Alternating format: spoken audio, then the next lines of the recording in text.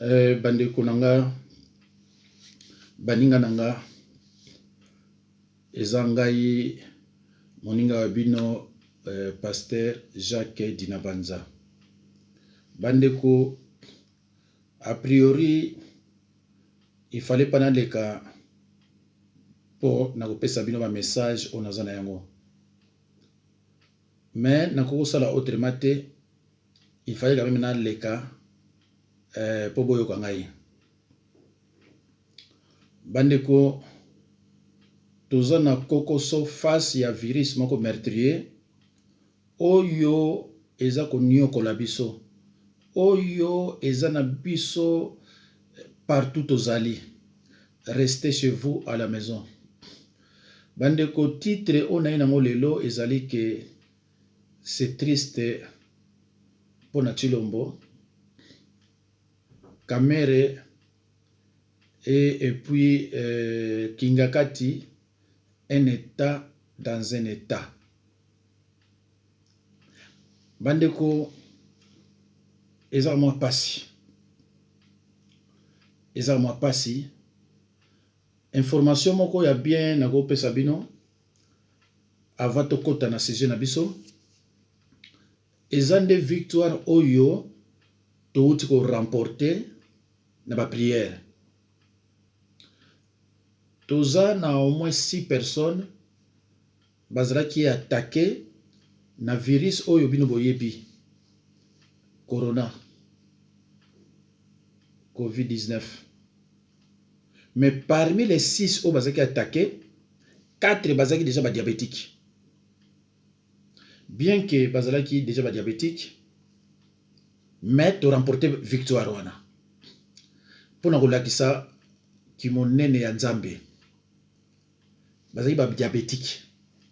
Pour balobi bato bazana maladie déjà soki attaqué bango, il faut bakufa a priori.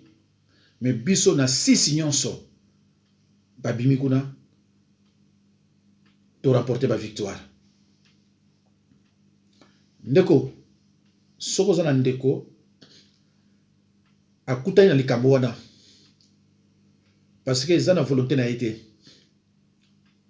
Mutu moko akobima libanda te azala l'espoir ton elika ke maladie wana ekota ye pe enuirie mutu moko te.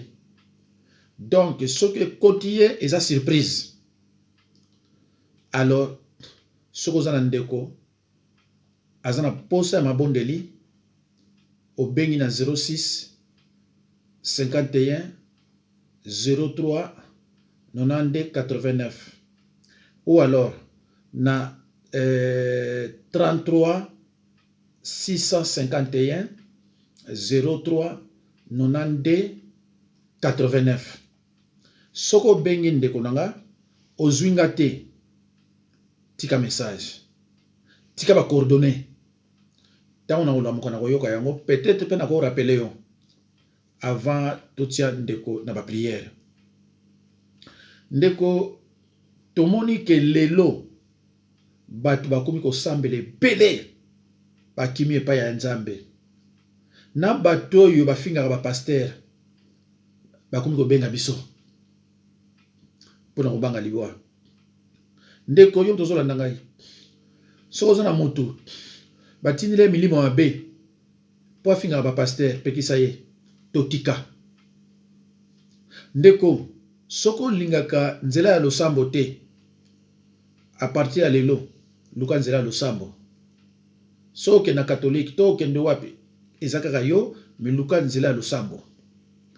Po ndenge loko wana ye soki ekutaki yo dans le péché, okene ba péché wana enfer ya lindeko. Soki yokanisaka enfer eza te, nga nazoloba na otaki mosali na Nzambe lifelo yali. Pardon. Ndeko na ngai, Nzambe asala yeke nga na yo tokutana na nzela ya makama politique.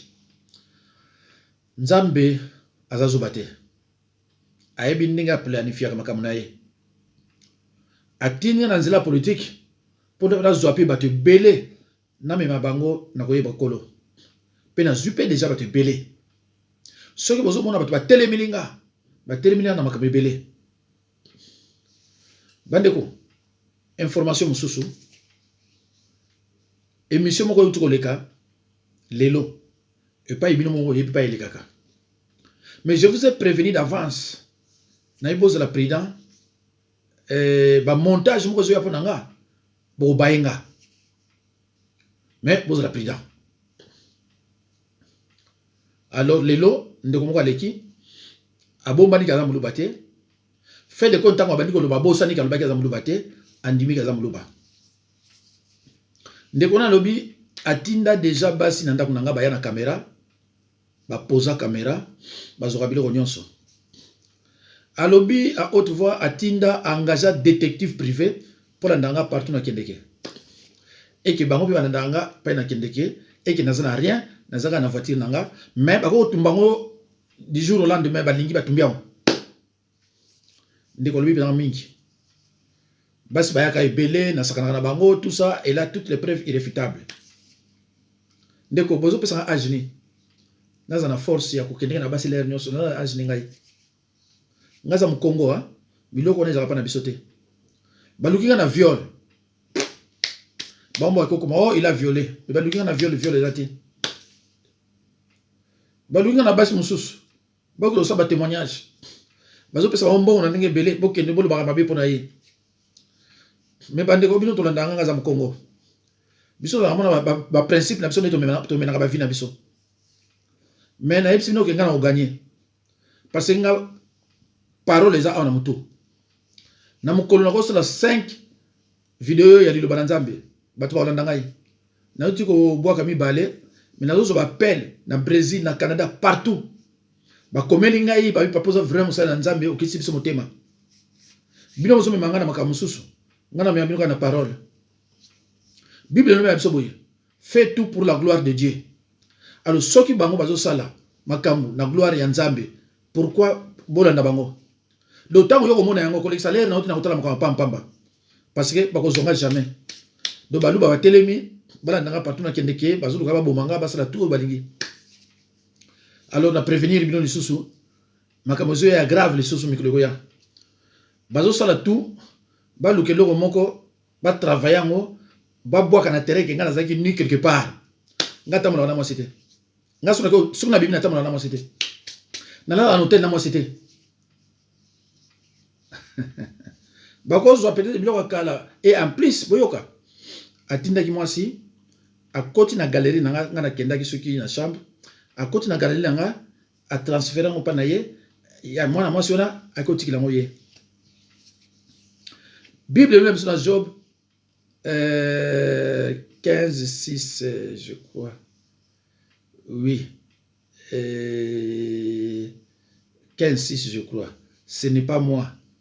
C'est ta bouche qui te condamnera. C'est ta bouche qui te condamnera. Mais ce n'est pas moi. Bible me dit bango. Et dans Job 5, 6, Bible les autres sous. Le malheur ne sort jamais de la poussière. Tout malheur a une cause. Ah, pas ingana fandaka. Soko yo gari voiture na yo. Soko salga 30 minutes police yego zo yo. Ah, pas na fandaka. Ba caméra partout. Soko salga 30 minutes ko police yego zo yo place on. Do balu baba linga ina télé malal baké, c'est une Lombo qui a gagné aux élections. Ah mais non, je ne peux pas dire ça. Je peux pas dire des bêtises comme ça. Nako ba bilo dans la tête. Alors, ba extrait na tiaka. Ezo pesa mboka mo ba pasi na Sénat, na Assemblée, na Kingakati. Parce que makambo na tchaka ba conseiller ya Tshilombo ko bazo loba na batu na bango ke makambo susu bango ba yebi na bango te ba mona ka songa na tie. Yango la plupart des intellectuels o bazana mboka banani. Balanda batu susu mona balanda bango te. Ba yebi ke pananga c'est sérieux. Et puis ba yebi sanga ba yebi mais non, nous avons ça dans Nzambe tant ozo loba, c'est sérieux batu bazo croire yo. Mais ba croire ngate ndeni parce que nga zo pesa ba extrait na PC. Dernièrement, on a passé un extrait à Kananga. Ndenge ba bengani bato village mo ba sombian. Hein, village mo ba sombian. Na lobaki on peut intérêt biso ba congolais, intérêt ba luba. Ba luba mona mabe, ba sa contre ngai. C'est regrettable bandeko na ngai. Vraiment c'est regrettable. Bandeko c'est vrai que na ko lobate ke bato bazo soutenir ngate obi bozo assister ngai te, mais nazo prévenir bino na nyonso o eko yela ngai. balobi ke babongisi ba dossier babongisi parce belé auto ke na ba na tribunal problème ezate ceux qui bolobi to na tribunal mais ngana on gagner. Je vous préviens déjà l'avance que ngana on gagner. Ceux qui bino boyebi loi tena bilwa. Tant ngana lo ke Chilombo où sont les 15 millions. Mais ils sont partout dans ce constaté. Tant on a Chilombo mais c'est 15%, mais c'est vrai. Tant on a Chilombo ayibi ba asombi ba nini ba diplôme na Belgique. Mais ça na ba journaux, j'ai toutes les preuves mes frères. Ngana zo vanter le comme côté. Ngana ba vérité. Ba lu ba wuti na kisasa ba wuti ko zonga mikolo ba na ba nani na ba tetela na bikolo ba wuti ko zonga ba diplôme nso ba kelana ko na ba mona ba Chilombo te. Alors bande kuna ngai les informations on a pesi bino mais vraiment on a le gâté parce que on a 6 kaka to ça l'émission yo tout ça ce qu'on a 2h15 tout ça qu'on a 2h15 il y a le 28 mars 2020 na mona ndeko moko lobi na tchaka ba date mais ce ko tali vidéo tango ba tchaka yango na se ba tchaka ajouter tel date talaka mo peza bien ndeko. Peut-être que vous avez ngote mais baninga mso bakola kisayo ba omona ke soko che osfinye lo mona quoi bakola kisayo date ya vidéo mais olingina tchaka ba date na vidéo mais ba vidéo musu net ya nzambe omona mso la sali yango evanda nango un mois 2 semaines 3 semaines evanda nango mais jour na bimisa yango le mso na zate na zali mso na Angleterre tango na bimisa ngo kuna yoso kasakinga za awa zo ngaza na ngate ba vidéo msuna sala na moi na garder wa ko banzambe tango na ko bima pai na ko zala mbala moko na tie mais soki nazo tcha ba date ba jour nyonso mutu faye bake lelo nazalaki awa lobi nazalaki awa yo garder ka date ya jour mais foye bake zana na moi oyoyo ozotale lango considérer ka date oyo ba kutcha ka ajouter bande ko ngai c'est regrettable pour na Chilombo mais c'est 15%. Ndeko boyokaki scandale na RDC 180 aïe aïe aïe pardon mes chers frères et sœurs 180 à 187 conteneurs et outi Bakongo na port et traverser Kinshasa ti na Kingakati.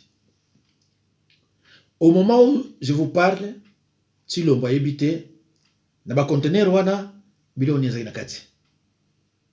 Au moment où je vous parle, ba sénateur, ba député, ba ministre, ba habité et lo nyeza kati ba conteneur wana.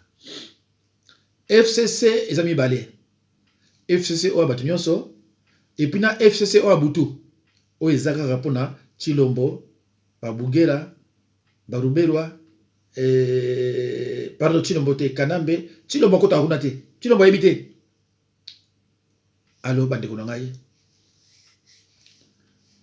tango baza ko informer nga na ba mindele keza bibundeli eza ba munition de ko la fongoli monoko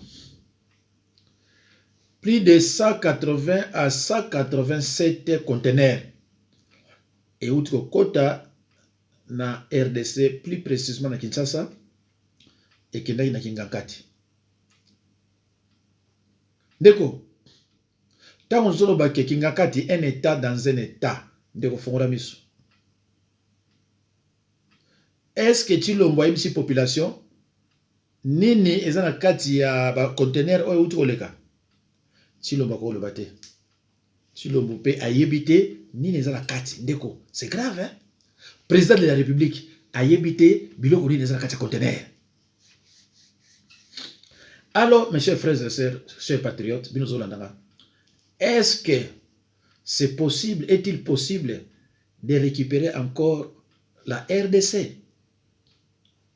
Okoloba wi nzambe zali ndeko na ngai nzambe apesa biso mboka ezala biloko tout. C'est pour cela bato bazo benga ngai belé. Et papa, to mekana ko réfléchir na mangwele oyo obuta katsaka biso. Et quoi kozala kuya ba Belge te à partir de mangwele wana to bana ko raisonner ka mabe to bana okipaka muziki basi masanga bakabri to meka ko raisonner. Oto zana ngo awawa. Est-ce que ça qui quoi ba Belge te? Parce que ndeko batu ba raisonna ka boyete. Na moment oyo masasi ezo kota na kati ya mboka na biso, peuple congolais a télémili musique. Et ndeko mais ozala au moment où masasi ba conteneur eza kuna bango ba tieli biso boke no beta musique. Alors eloko nezo leka bandeko. Bomona no bayi na bino ba bengani batu na kananga village mobimba.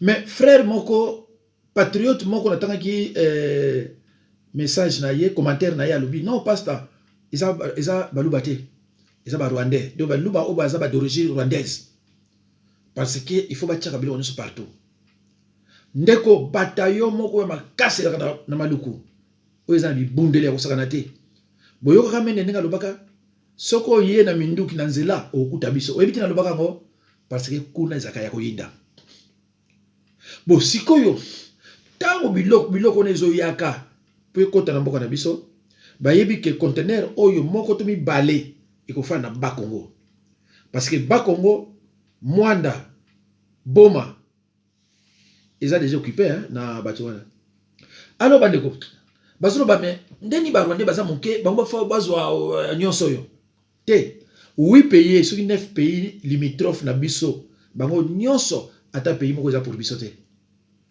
Alors si on commence à rébellion beaucoup de la wapi alors bandeko réfléchir est-ce que c'est possible, est-il possible ya ko récupérer son mboka alors ce qui est possible de récupérer on a moyen ni adversaire na biso ba lobaka te biso to lobaka bango ba lobaka te bango bazo poser ba acte. Mais comment ça se fait-il que ba Rwanda ba biso na bayele l'intelligence pe na sagesse ba lobaka te okaka pouf bikamu salami biso koloba ah koloba voix tout musique bango musique te voix tout te nini te kimia biso voix tout musique basi biloko wana nde et pas Congo la telemila ba tio comme député oluka ba garde corps ozotamona na ngozo 4 femmes 3 femmes naza tuna moko wa biloko wa azola ka ba ya basi belé azo féliciter ngo mais boyebi ba matériel nanga naza vraiment limité naza biloko belé na kotila bino. Alors bango sikoyo na chaque province bibundeli ya solo et vanda armée et fanda yebisanga sikoyo ndeko na ngai toko récupérer mboka ndeni toko récupérer ko ndenge nini naza na vidéo moko ba utoti nanga awa bato bazo ganga kanambe azomi la pouvoir mais na ko l'exango te parce que au PC avantage eza na avantage na ye balobi bandati lombo akoti passe ya marque wana donc eza moyen te naza biloko ebela mais tellement période o eza période ko bondi na pona bato maladie vidéo on a osala on toza sur 2 heures quelque toza pona bondi na bato maladie naza na tango ya kocha biloko te mais na lubino tika natini la biloko ma flash ondeko boye bake biloko oye beta ka so betika moko pa et que bon même 100 personnes moko hein so betika et bon même 100 personnes et ça j'en ai pas mboka na biso Kabila za zo batalo banabino ke ngai pona kende il faut awa il faut munduki so munduki ezate na okende te pourquoi so bale wana afandi bwa bi bon ali bolonga nani azaka capable bolonga Nzambe asali tout na tozo mboka na biso balobi ah opesa mboka na congolais bazui pouf bino lobi ah mboka congolais bitazu yango congolais yango banda vanda alobaka rien babotori bato na lakisi ba image wana président Satala yango ba image oyo ba bengani bato na kananga rien ya bana o bazaki malnutrition ya malnutrition sévère na Kasai alobaka lokote na minute oyo armée zambienne eza presque ezu katanga mobimba président alobaka lokote armée zambienne hein ezu presque katanga Chilombo n'a rien à dire ne peut rien dire Chilombo donc aza mutu moko tant na solo na batune mususu nazo bana ke bango batrava na baonte kaka coronavirus evanisi bango kuna sinote baninga bima na babaki na maoso mboka mususu soki tango ke caméra bidi yo ke na voyage pourquoi ba caméra atabola voyage na mingite caméra vandi atake président république bazuye neti porte parole babike na yo azu batune sur 300 akota mwana bango ba minima sanga balene botel isili ndeko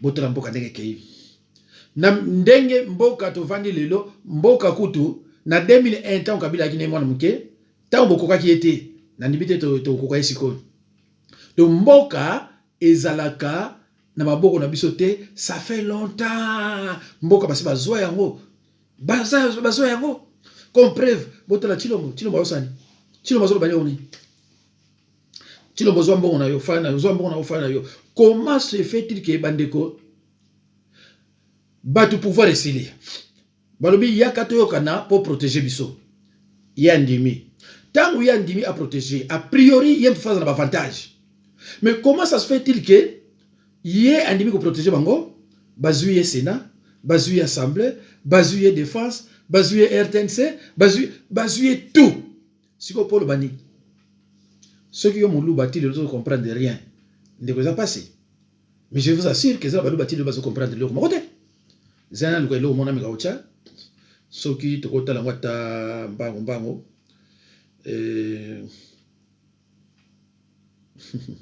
ndeko za mawa eza mawa soko zo yeba ke mboka eza na maboko na biso eza mawa mingi totala nous l'UDPS aujourd'hui au pouvoir c'est Kabound qui envoie les combattants en prison aujourd'hui.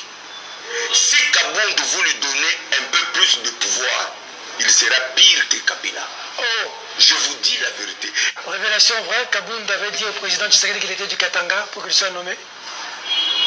Mais monsieur, si quelqu'un ne connaît pas cette histoire, c'est qu'il n'est pas du parti qui la ferme. On a dit que vous avez menti. J'ai dit qu'il la ferme si quelqu'un ne connaît pas ça. C'est quoi l'histoire? Kabound, c'est un menteur né. Ah bon? Kabound, il ment comme il respire. Kabound s'est présenté à Etienne Tshisekedi comme un ronde du Katanga. Parce qu'il savait que Tshisekedi ne pouvait pas nommer un Kassaïen secrétaire général. Je vous dis, c'est une histoire vraie. Vous savez quand est-ce que tout le monde a su que Kabound n'était pas Katangais? C'est quand Chibala et l'Oseke nous traînent en justice à Matete. Je ne vais même pas citer le nom du président de la République pour le prendre à témoin. C'est quand on demande, on décline l'identité de Kabound que tout le monde découvre qu'il est du Kasaï central originaire de Louise. Tout le monde se regarde. Même quoi qui délie c'est ça? J'ai dit, mais il est du même quoi que c'est ça. Il est du même quoi que Prof Chulumbaï. Il n'est pas du Katanga. J'ai dit Kabound est originaire de Louise. Déjà quand quelqu'un est faussaire même au niveau de son identité, qu'est-ce qu'il peut dire de crédible dans sa bouche? Qu'est-ce qu'il peut dire de crédible? Tout ce qu'il dit pendant tout ce temps. Mais on ne savait pas, papa. J'ai dit ceci. Attendez. Vous savez, nous, à l'UDPS, on a toujours l'habitude de gérer nos problèmes à l'interne. Si vous voyez, tout comme Libanda, ça veut dire qu'à l'interne, pourquoi je vous informe que Kabound s'est déjà rebellé contre le président Tshisekedi. Comment? Kabound s'est déjà rebellé contre le président Tshisekedi, il ne l'écoute plus. Depuis quand? Mais depuis un moment. Depuis, j'ai dit, il n'écoute plus le président comme il. Biso de cause à tel l'autre dans le pouvoir, bakanga ba combattant ba tchaka ba la prison. Ce que différence na Kabila zani. Yezana. Kabila dictateur, il doit respecter la constitution. Kabila respecte la constitution, il a violé le statut à partir. Tu vois? Azana sekeli ya dictature na katinaye. Et UDPS parti à démocrate, il ne va pas nous imposer sa volonté. Il va quitter la tête du parti. Attirer la parti. Ah ça je vous mets mon nom. Azana le kabati, azana ba immeuble, azotonga partout. Yo somoni mutu yo mo za premier suspect. On a enrichissement illicite mais vous créez commission ad hoc. Vous osez parler. Ma suspect numéro 1. Ma créé commission pour bailler Pour l'année. enrichissement illicite. Nani a créé? Yo mo muyi vous créez commission pour kaka muyi. Wana usani, wana uzokosa combattant, ou uzokosa congolais. Yo mo suspect numéro 1. Pendant baso bazobadini baimmeuble ezotongama déjà na Kisasa yo moto bazosoupçonne ke ozotonga baimmeuble ocréer commission ad hoc ozo comprendre donc ata baza miyibi momama na bango bon pardon le baba terme ya mabete mais je dis seulement que Kabound nous laisse notre parti. Il a déjà créé son parti. Décision finale, qu'il s'apprête à être candidat président de la République. Aucune parcelle sans décision finale. Nous lui souhaitons bonne chance. Bandeko, ceux qui bolandi, bon analyser makamu tato à lobby, tato a confirmé que les balouba, nous avons falsifié ba identité, ba diplôme, cause la bacheter ba diplôme. Tato yo a reconnaître que les balouba sont des voleurs. Na banzi boyoki ndenge azakoloba o wana su Kabound su nani ndenge azosomba ba immeuble ndenge azosomba biloko nyonso. Et alobi lisusu ke nani Kabound azo respecter président de la République. Mais bandeko Kabound ayebi ke kana nani Chilombo aza président auti na IDPST ayebi ke aza président oyo auti na cash eza kanambe ako respecter ndenge nini bandeko eza mawa mitondo na solo moko boye mona sa analyse mingi atie na ndambo na lobi na bandi comprendre que Kabound a falsifié ba makambo na ye aye attaquer Katange nzoka ndazaki kasayen moyibi Chilombo ayibaki kwa soma yiba diplôme tilo zo yiba 400 000 susu ba yibi kuna 400 millions 400 000 ou bien 400 millions je crois 400 000 ba zuiso 32 millions ba yibi so ba na caméra voilà total nano eloko yo toyoko nano. Lorsque je vois les budgets que l'État congolais débourse pour cette histoire de coronavirus, on me parle de moins de 2 millions de dollars. Mais on vit où? On est quel peuple? On est quel pays? Pour fêter l'alternance, Félix Tshisekedi et Kabila a été prêt à sortir dans les 6 millions de dollars américains. Mais pour le coronavirus, on me dit c'est 2 millions de dollars. Près de 6 millions de dollars américains pour fêter une alternance contestée. Mais pour gérer le coronavirus, on me dit on me parle de 1 million. Vital Kamerhe dans son histoire de maisons préfabriquées, 57 millions de dollars américains. Oh, yena Jamal, et Sika Bachezo Ibanate. Tata wana Jamal en prison. Mais pour le coronavirus, le Congo est incapable de mobiliser 10 millions de dollars américains. Pour jeter l'argent à réhabiliter Mokengeli, 2,8 millions de dollars américains. Seulement pour la réhabilitation de Mokengeli. Mais pour le coronavirus, le Congo ne peut pas sortir 2 millions de dollars américains. Je ne comprends pas, monsieur le président de la République. On est quel genre de peuple? Je ne comprends pas. Le Congo est-il incapable de mobiliser 50 millions, 10 millions, 20 millions de dollars américains? Mettre en place une bagatelle, une batterie de mesures pour tenter de sauver les vies? Alors que dans le projet 100 jours, on nous parle des centaines de millions de dollars américains qui ont été jetés au travers de la fenêtre et dont on ne connaît pas l'issue aujourd'hui. Les maisons n'ont jamais été construites. Et M. Kamerhe n'a jamais justifié ça, lui, coordonnateur de projet 100 jours.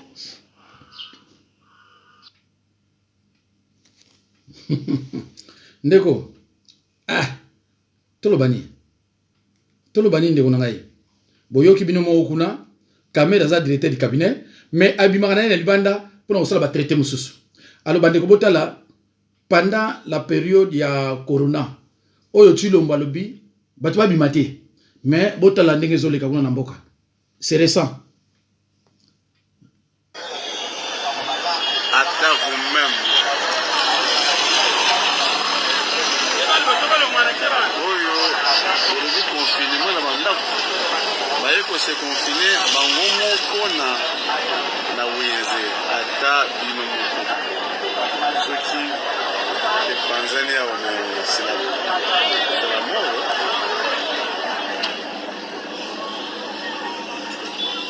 na ye wenze na yebisi bino saki ya fufu elongo na 100 160 000 francs congolais. Vous êtes confinés chez vous à la maison. Si les gens sont venus se confiner au marché, je vous assure, c'est incroyable. Qui c'est? Moi. Priez pour ce pays, je vous assure, c'est très grave. bandeko na base bomonika ndambo wana moye to continuer ko minute peso aussi là boyoki seke fufu de 100 000 et comité na 160 000 ndeko na ngai bolimbisa soki ba parents bazana kisasa même soki bino bomesana okanga bango toujours ba parents bandoki ndeko na ngai tinda balia mais pour le moment ils a pratiquement impossible parce que biso to sali tout les lots tout le place ko tinda mais rien donc na luki ba mi musu bazana kisasa oyo bazana ba milliers bango politique na yebisi bango no bokende na mboka boye soki na Kazangulu bolo tala mer kuna bopesa ta soki eloni voilà na Kazangulu soki na kisantu kuna donc bandeko na ngai eza pasi banda chilomba koti eza donc il paraîtrait so que kuna afandi omona line na bureau tango yo kono lukaye bukuta na kamera so za ni kamosi na kamera après ozongi donc yé bakolo bandeka ke non telema ke na yo Belgique ke no telle place à telemi donc bandeko na ngai bo espérer rien pour na chilombo azana volonté même té parce que balobaki na ye soki alingi ko désister à telema muke balbinemo rembourser biso bambongo nyonso yo zwaki or bambongo wana akabaki na bandeko famille balia yango basala ngo bakambo donc azana place ko zwambongo ko rembourser té bon oyo pesa ya l'état ye asimba ngo té azana place ko zwambongo té pour rembourser ba kangai bakati nyonso en plus vidéo ezali oyo soko sali faut pas ba balakisi yango donc bandeko eza moi pasi nzambe apambola bino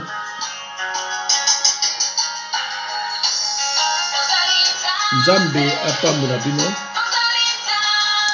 bandeko na ngai natiki bino tobondela mpona baninga oyo baza na pasi totika bango te totika bango na losambo tosenga mawa na nzambe mais nayebisi bino toza koremporte bavictoire mais elingi koloba te bobima libanda mpona bavictoire wana